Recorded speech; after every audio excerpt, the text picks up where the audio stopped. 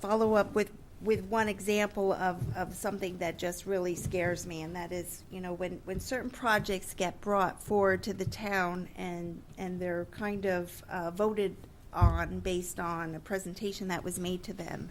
And I'll give a specific example. With regard to going to an independent police force, I think we were told that yes, there would be an increase in the operational expense of that for 1 year because we had to cover the state trooper salary in arrears as well as hire, pay for the salary of the new police chief. But other than that, I think it was represented to us that it would be a zero-based budget. There would be no additional costs. And last Wednesday, I had to miss the meeting, and I'm watching on television, and there's $50,000 worth of startup costs that suddenly appear that we need to appropriate. And I'm like, whoa, where did this come from? That was the first I had heard of that. So it's just these little things that, it's budget creep that concerns me. $50,000 here, $10,000 there. And I think, maybe it's time to make a hard decision with just reining in this budget a little bit. But if the board feels that you'd rather wait to address this issue, I'm not in favor of that. I can make a motion, but if it's apparent that it'll go down, I'll just wait. I don't know. It might not. But in my own personal opinion, I don't think that .66 is reasonable going forward. I think we're looking at least a 1.34 based on my calculations. And that's before we get the final numbers from the state. So 0.66 to 4.13, 1.34 to 4.16. I'm really not sure where we're going to fall, but I don't know. I just think we're spending money before we get it. I think when we add to our revenue base from taxes, that maybe we can fund a little bit more that we want to. 0.66 is based on last year's revenue. We're turning the clock back 12 months, and we're sitting there going, if we get what we got last year and we get again, it'll be 0.66. How confident do you feel, Mr. Nickerson, that we'll get what we got last year? I'm pretty confident we're going to get close to that. Close to that. Do you have a? Well, they always play with the pilot money, take off 10,000 here, add on 5,000 over here. But I don't think there's going to be the teacher pension payments that are going to be required. Period. I think the legislature is going to see clear on that, and I don't think the ECS. I think the ECS equation will go back to where it was. I don't think they can mess with that. That's interesting. I don't think they can mess with it. I don't know, but I know it won't be as bad as it is. Yes, Lisa. So, Anna, help me out a minute. My math is off here. So, on this sheet you gave us right here, I'm dividing the increase column by the Board of Finance number to come up with the percent change, and all the numbers work for me, except for the general government, which I calculate to be a 3.52% increase versus 3.65. Am I missing something? Which, and I get the rounding thing, but it's a substantial difference.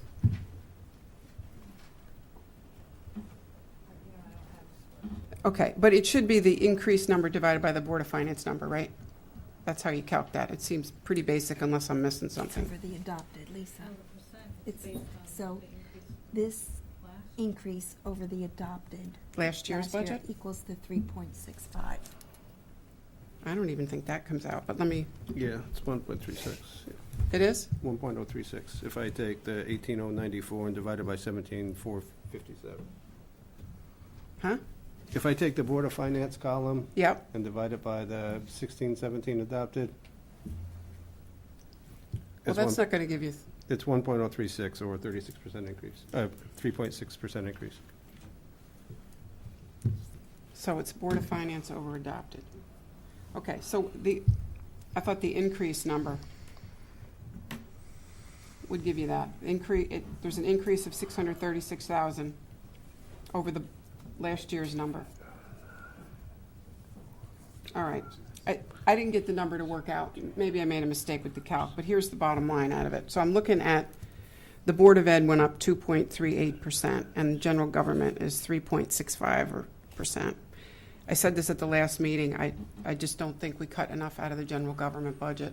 I think, and we're talking kind of pennies on the dollar here, considered if we really adopted Malloy's budget. I mean, this isn't going to get us there. No. it's But not I close. think, right, I understand that. I still think 3.65% for a general government increase, given what we're looking at on a state level, just programmatically is it's just too much. And I said at the last meeting, I'd like to see us cut more. I feel like the Board of Ed has really brought an austere budget in at a 2.38%. And I just think the town can do better. And I would, if we vote on the budget tonight, I'm going to ask the board to support that decision and cut a couple $100,000 more out of the general government. I know we did that last week and it didn't pass, but if we are going to vote on it again, I'm going to ask the board to support that. I think in the times we're in, we cannot afford this kind of an increase. That's a different item altogether than if the state cuts its revenue, but I still think we can do our share. I looked at the capital plan. I also mentioned that the police station is in there in 2 years. We shouldn't even be thinking like that, not with an elementary school consolidation on the horizon. There's just a couple of big projects we're not in a position to take on right now. And I feel strongly about that. We need to just deal with the times that we're in, and we're asking too much of the taxpayers with this. Thanks. Before I make any motions, Anna, I do have one specific question for you. Let me see. And I know I've asked this a dozen times, so please be patient with me.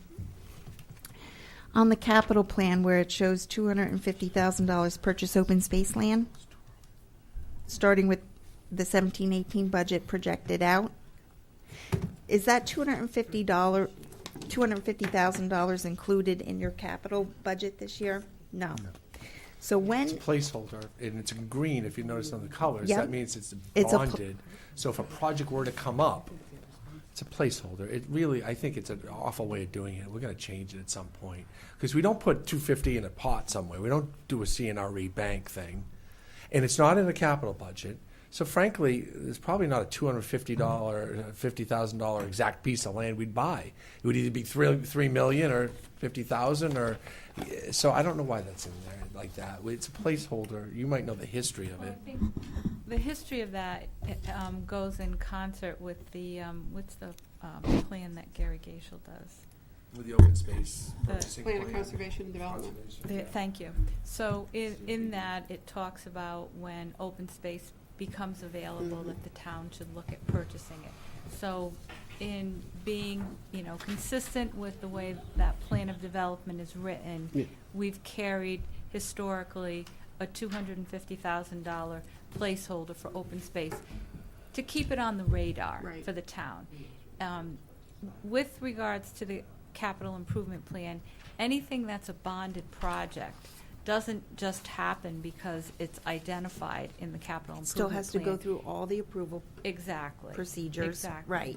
So it needs to get approved separately of its own merits. But the money that would, let's say that it was approved on its own merit, the $250,000 for open space, is that coming from funds that have already been bonded? You're So- choosing to use bonded funds for that purpose? Or are you saying that's going out for a new bond? It would go out for a new bond. Okay, thank you, that's what I So- needed clarification on. So in that case, I don't think that we should really be cutting capital anymore, because it's already taken a significant reduction, and I don't think that we can not provide services to our town for capital projects and improvements. So that's, And I'll also point out, if I may, that in that capital department in our budget, 724, that's where we have budgeted all of the payments for our acquisition plan. So a good portion of what's remaining after the $132,000 reduction in those capital accounts are committed funds. right, Right. Okay. right.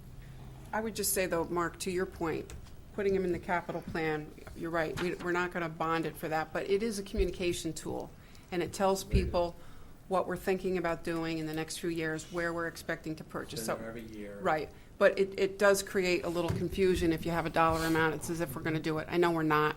I don't know what the better tool would be to say, in year 3, we're going to do umpty scratch. I mean, I understand why it's done like that, but I see your point. It is somewhat Very, very confusing. Yeah. Well- When we make a presentation in the auditorium, it'll be very confusing to everybody in the audience. I don't think it's a bad chart. I think it's well put together. I just think, it needs to be explained. Sorry if it needs to be explained 12 times, but the panel changes, the audience changes, and everybody really needs to have a good understanding what the numbers represent. But it is a good, I find it handy. I wouldn't want to see that go away, that's for sure. So again, that leaves us to, if we were going to do something this evening, where would we cut from? We cannot cut from debt service. If we're going to talk about that a little bit, Sure, Bill, go ahead. I'm looking at this whole process from beginning to end, where each department head went through their budget holistically, top to bottom. And then they sat down with Mark and Anna and went through the budget holistically, line item by line item. Then they presented to us, and we went through and we picked and picked and picked. And then last week we deliberated and we went through everything line item by line item. And we as a board said this, based on everything that's in front of us right now, based on the information that we have, we think this is an intelligent choice to say. So the budgets have been cut and cut and cut and cut, and now to just say, well, let's cut again. It doesn't feel like there's another side of the equation that we're trying to balance. We're not trying to make A equal to B, we're just trying to make A smaller because it feels right. Well, I guess I was hoping that we would have some updated on projected revenues. And Yep, I was and- hoping, but that hope did not come to And fruition. that's why I created this calculator, so that we can say revenue decreased $2 million. Here's the impact for everybody. What do we want to do? Bump some numbers around, and it'll automatically say, here's the impact on the mill rate, not enough, play with it some more. It'll do the math in seconds. Okay, Beth?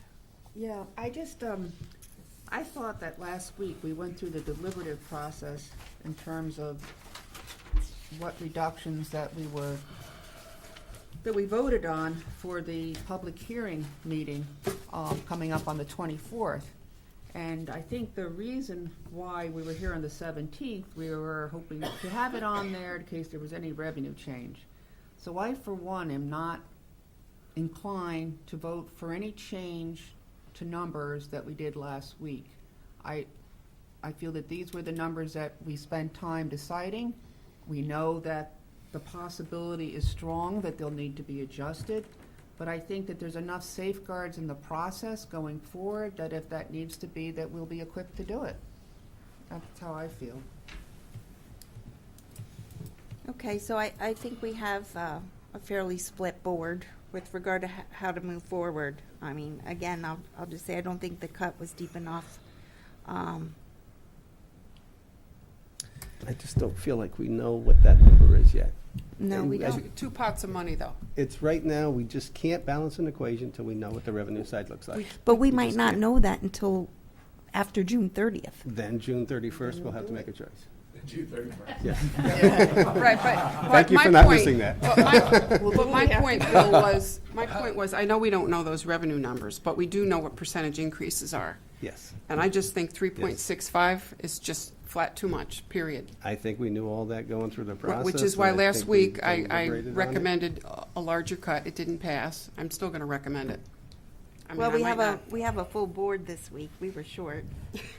So I would like to, so I'll entertain a motion.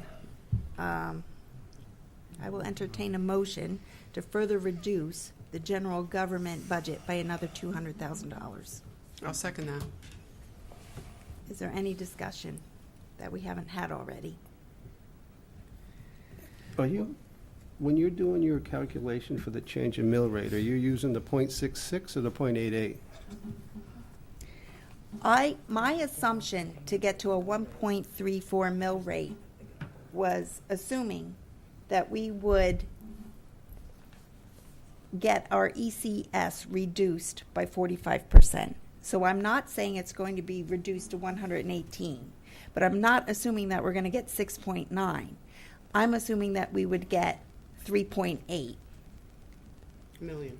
3.8 million. Okay, so- My 1.34 mill rate calculation does not take into account the $2 million of retirement pension, teacher pension that we might be liable for, because I've heard all different things. Maybe that's not going to happen. Maybe it'll be phased in over 5 years. So my 1.34 already is like very conservative, because I don't know what's going to happen with the 2 million.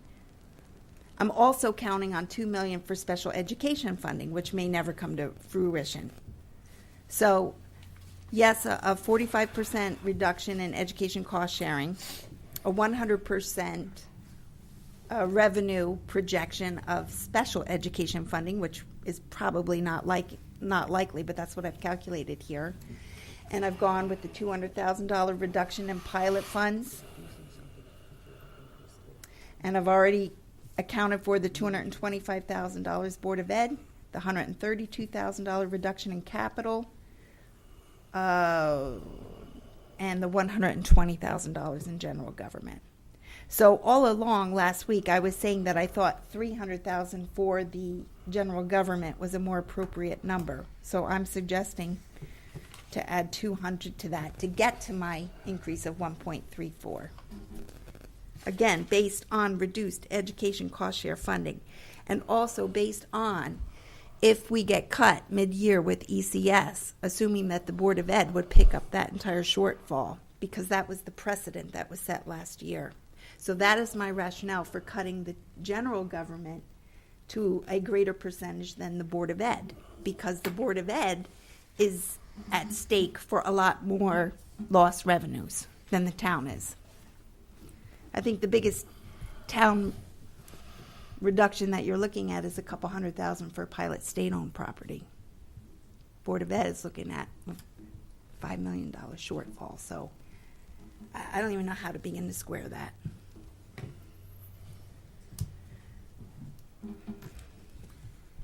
So the motion was seconded, and there is Is there discussion. any more discussion? Peter, do you have any questions or discussion?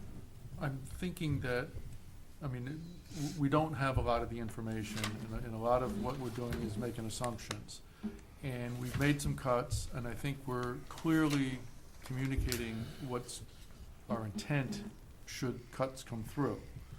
But I'm not sure that making a motion tonight, when information is gonna be coming through in a week or two or 3 or 4, that,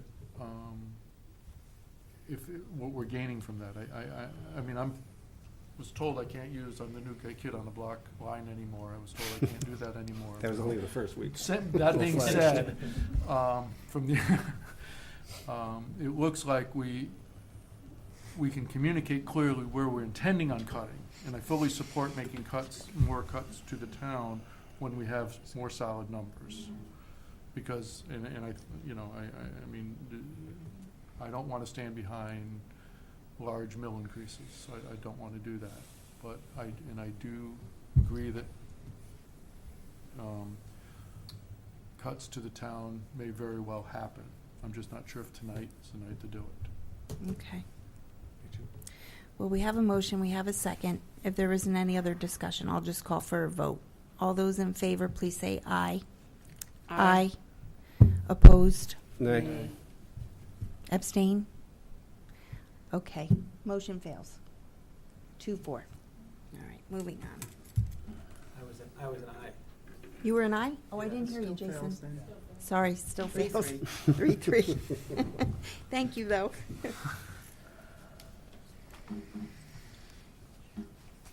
So we have to move forward a budget to the town at some point.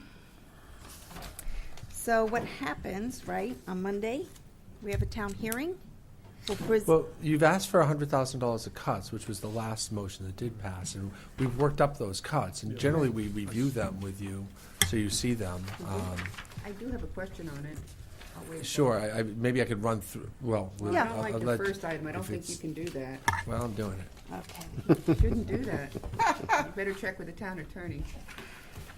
I have. It's not in our charter how much I shall get paid, or the first selectman, the position will pay.